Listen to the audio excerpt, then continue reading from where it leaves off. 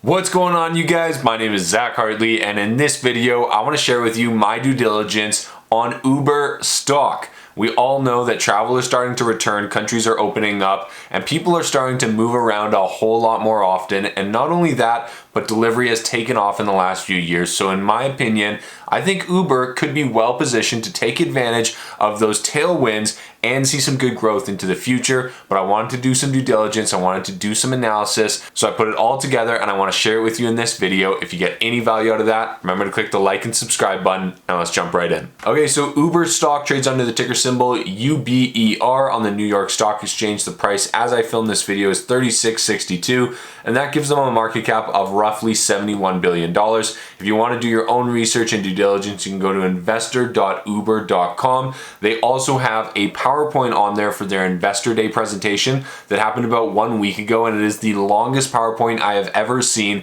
but it literally breaks down every aspect of the company. I will link it down below because it's a phenomenal resource to really kind of wrap your head around where Uber is at today and where they plan to go in the future. I've gone through that entire presentation and I'm basically going to summarize it for you in this video, but you should definitely check it out. So Uber stock, the reason that I'm interested in Uber and the catalysts that I think are behind this company and what I'm really looking forward to here is that travel is returning and countries are loosening their restrictions. They're opening their borders. You no longer need a PCR test to come back into Canada. There's a variety of different things happening around the world, and as people become unbound by those restrictions, and after they've been locked up for 2 years, I think everybody is going to want to travel, everybody's going to want to get out there, and I think Uber is well positioned to take advantage of that. Not only that, but I also think that car share, ride share, and delivery services are becoming much more popular over time. Think about just 5 years ago, the concept of Uber Eats or Skip the Dishes or whatever service you use just did not exist,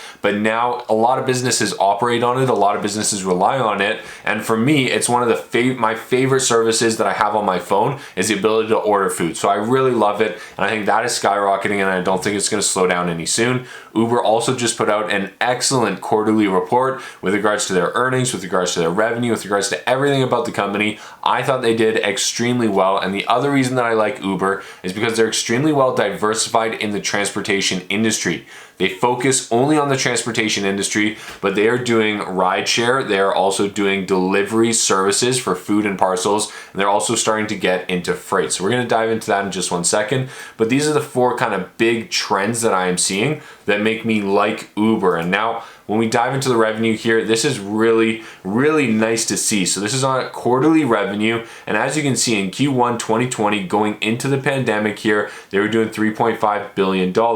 Then the pandemic hit and it really took a steep drop off all the way down to $2.2 billion for 2 different quarters here. It finally started to work its way up going into 2021 here, when we went from 2.2 to 2.9 to 3.9 to 4.8 to 5.7, which in my mind is extremely, extremely phenomenal growth. I thought that was very, very impressive. The revenue is up by almost 100% in just under 1 year, and they have pretty healthy margins on top of that. So as you can see, on $5.7 billion of revenue, they had gross profits of over $2 billion.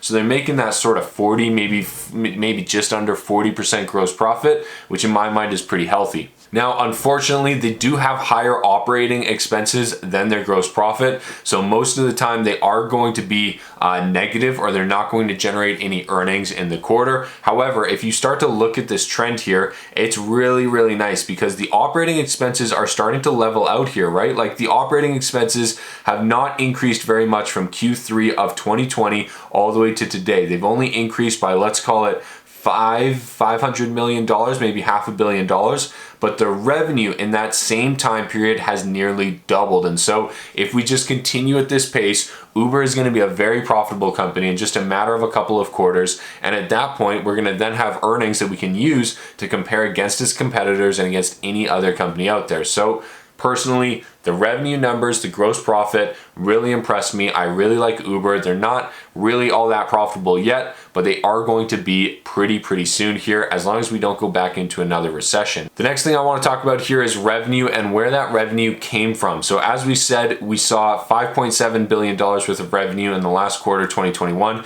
When you compare that to the same quarter from the year before, the numbers are staggering how well they've improved. So 55% for mobility, that's just moving people around. 78% for delivery, meaning that their delivery revenue has gone up by 78% in just 1 year, and their freight revenue has gone up by 245%. But this was mostly due to an acquisition of a company called Transplace, and their actual organic freight grew by about 27% according to their press release. And so overall though, all three revenue segments are growing substantially, 27% at the minimum, and I think in the future this is only going to grow even more because Uber is very well positioned to take advantage of the transport market. Now, when it comes to ratios, how do you value a company like this that isn't really profitable yet, but they're growing very quickly and it looks like they have a lot of potential? Well, for me, the best way to value a company like this is to use a price to sales ratio.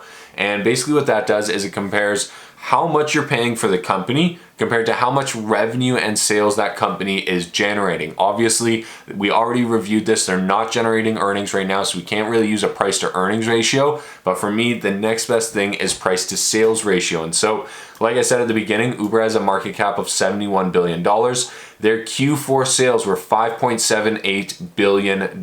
Now, let's assume that for the next 4 quarters, they just stay completely steady. They don't even get any growth. All we're gonna do is multiply 5.78 times 4, and that is gonna give us $23.12 billion.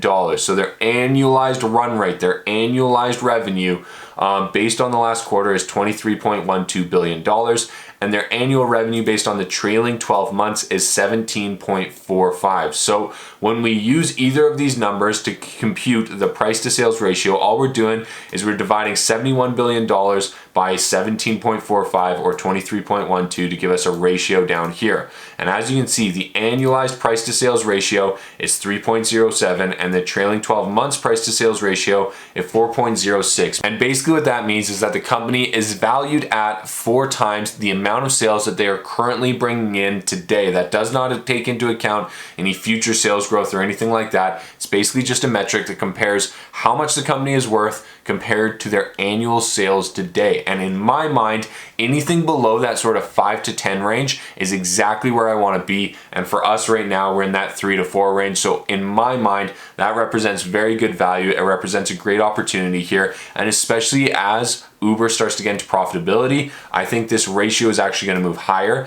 I think they're going to be more valuable, and I think it means that we have an opportunity to get in at a discount right now. Now, that is the income statement, and that is revenue, and that is compared to the market cap of the company. But what does the balance sheet look like, and what does the debt for the company look like? Well, it's not quite as good as the income statement. Unfortunately, I'm going to be totally honest with you here. They do have $4.3 billion worth of cash, which is really nice, and they have $8.8 billion worth of total current assets, with total assets at $38 billion. So they've got lots of total assets here, but their current liabilities are $9 billion, meaning that it's actually higher than their total current assets, which is not a good sign. That gives them a total current ratio that is under 1, which is sort of a red flag. It's definitely not good to see. The nice thing about Uber though is that they do have a ton of long-term assets, and so their total assets significantly outweigh their total liabilities. That gives them a book value of $14.6 billion. And to calculate the book value, basically all you're doing is you're taking your assets minus your liabilities, and what that is if you liquidated the company and sold off absolutely everything, you would be left with $14.6 billion. Now, realistically, that's kind of mixed results. Like, it's good that the book value is 14.6 compared to a $70 billion market value. That's actually not a bad ratio here. However, the current ratio below 1 is a little bit of a red flag. We would like to see them kind of get that under control. But one thing that you do need to know about is what makes up these total assets right here. And $12.5 billion of the $38 billion is actually investments in other companies. So like I said before, Uber is a fairly well diversified transport company. And what I mean by that is that they have stakes in a variety of other companies. So as you can see here, Didi, I believe these guys are in China and they do a similar service. Grab is in Southeast Asia and they do a similar service. I actually traveled to Southeast Asia just before COVID hit, and I can tell you that Grab is absolutely everywhere. It dominates the landscape everywhere in Southeast Asia, and it's actually a phenomenal service, very, very similar to Uber. And as you can see, they have a variety of other companies that they're invested in.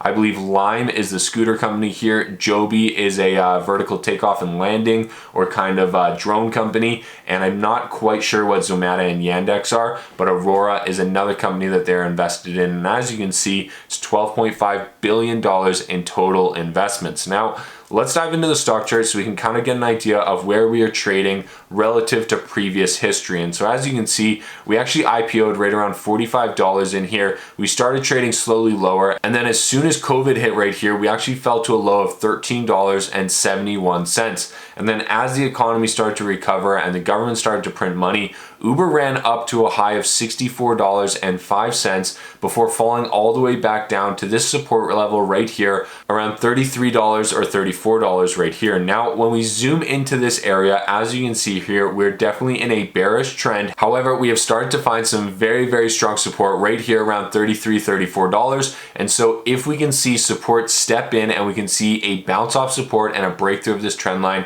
I think those are going to represent great opportunities. Now, here's the real question that you have to ask yourself after going through all this information, doing your own research is, what do you get when you buy Uber at a market value of $71 billion? Well, in my opinion, here's what you get. You get $12.5 billion in a diversified investment portfolio of other transportation companies, so that's kind of nice. You also get a company that does $23 billion in annualized sales and grew by 56% from 2020 to 2021. And so if that keeps up and the company starts to generate some good profit on those sales, I think this could be a massive opportunity. And not only that, but I think the wind is at their back for this company. I think this market is going to grow substantially in the future.